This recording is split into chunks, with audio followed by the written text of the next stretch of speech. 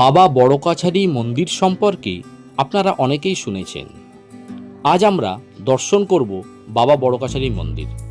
পশ্চিমবঙ্গের দক্ষিণ ২৪ পরগনা জেলার বিষ্ণুপুর থানার অন্তর্গত ঝিকুরবেড়িয়া গ্রামে এই মন্দিরের অবস্থান। কলকাতা থেকে এর দূরত্ব প্রায় ৩০ কিলোমিটার। এখানে পরমেশ্বর দেবাদিদেব মহাদেব পূজিত হন।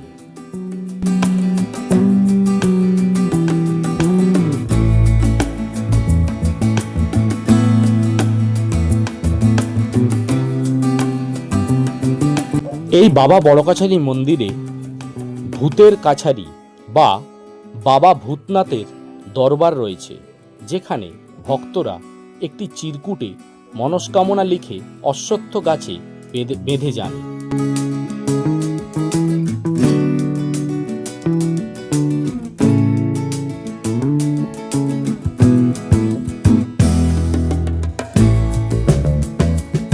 সপ্তাহের প্রতি শনি ও মঙ্গলবার এখানে বিশেষ পূজা হয়।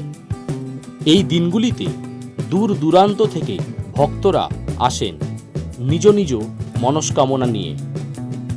ছোট হাতি, ম্যাটাডর এরকম জাতীয় যানবাহনে করে নবজাত শিশু যাদের ৬ মাসের চুল ফেলে পুজো দেওয়ার আড়ম্বরতা কিন্তু এখানে বেশ দেখার মতো।